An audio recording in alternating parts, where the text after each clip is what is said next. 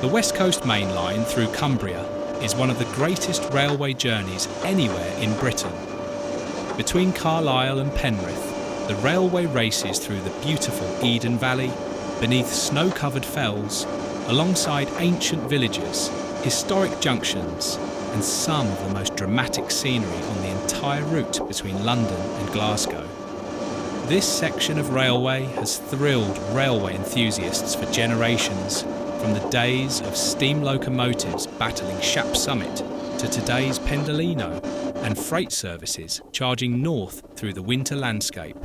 So sit back, relax, and join us for this unforgettable journey southbound from Carlisle to Penrith on the legendary West Coast Main Line.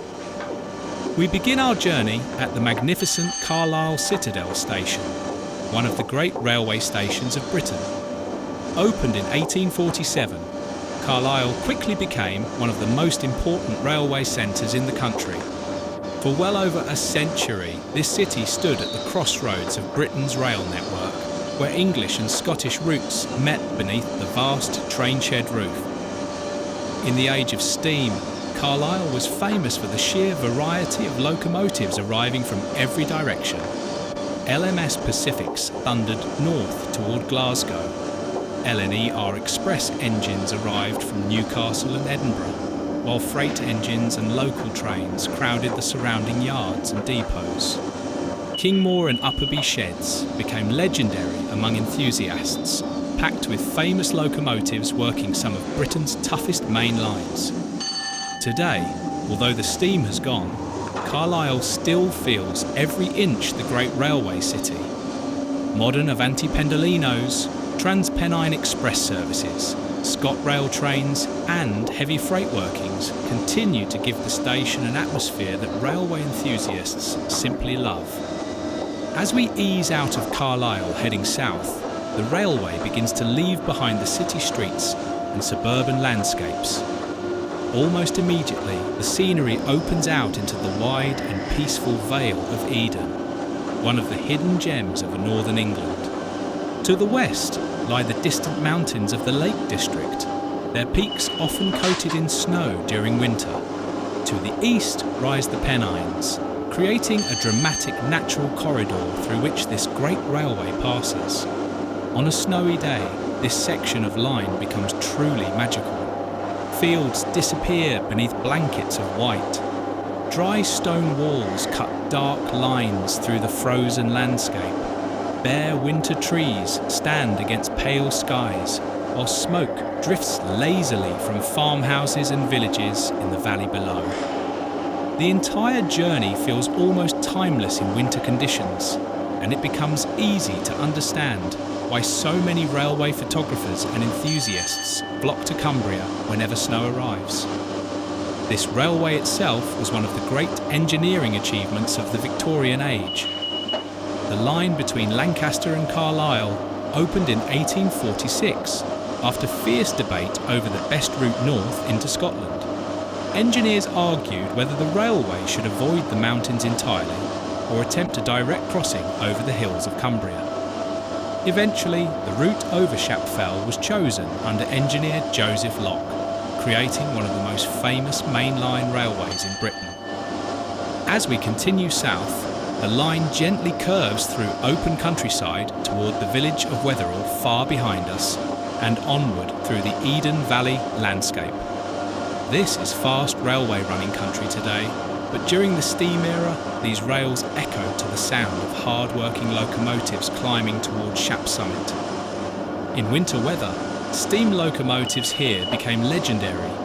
Drivers battled drifting snow, icy rails and freezing winds sweeping down from the fells. Huge clouds of exhaust would hang over the valley as engines attacked the gradients with heavy Anglo-Scottish expresses. Many enthusiasts still regard Shap as one of the greatest steam railway locations in Britain. As the train races southward, we pass through the small communities scattered across the valley. Tiny farm roads disappear beneath bridges, while distant church towers rise from snow-covered villages. The River Eden itself occasionally appears beside the railway, winding gracefully through the valley toward Carlisle and the Solway Firth. One of the joys of this journey is how quickly the scenery changes. One moment, the railway is slicing across open farmland beneath enormous skies, and the next, it feels enclosed by woodland, embankments and cuttings before suddenly opening once again to reveal breathtaking mountain views. For railway enthusiasts, there is something deeply satisfying about watching modern trains operating across such historic infrastructure. The overhead wires, installed during electrification in the 1970s, brought a new era of speed and efficiency to the West Coast Main Line. Yet, despite the modernisation, the route has never lost its character. Freight trains still grind south carrying containers, timber and stone. Passenger trains continue to race between London, Manchester, Glasgow and Edinburgh. Rail tour specials hauled by steam locomotives still occasionally tackle the climb over Shap, recreating scenes from Britain's railway past. And on snowy days like this, the line looks every bit as dramatic as it did 60 or 70 years ago. Further south, the landscape begins to subtly rise as we approach the northern approaches to Shap territory.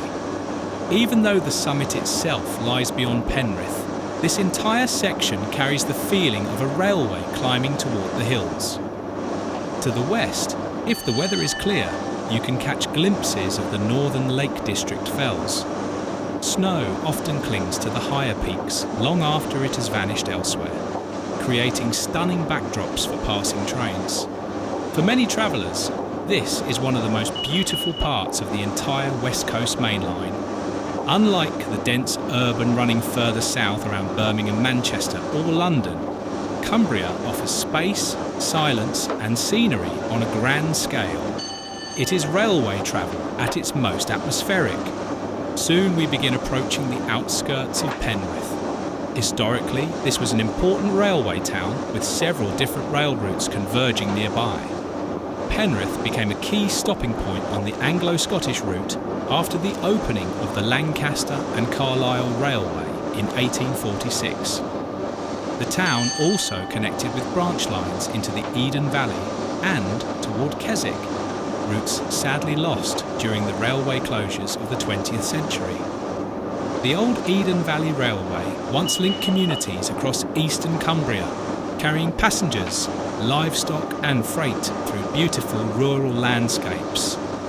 Today, Penrith remains one of the principal gateways to the Lake District National Park. As we draw closer, the surrounding scenery becomes even more spectacular in winter. Snow-covered hills rise behind the town while the railway curves gracefully through cuttings and embankments built by Victorian engineers nearly 180 years ago. Finally, we arrive at Penrith North Lakes Railway Station.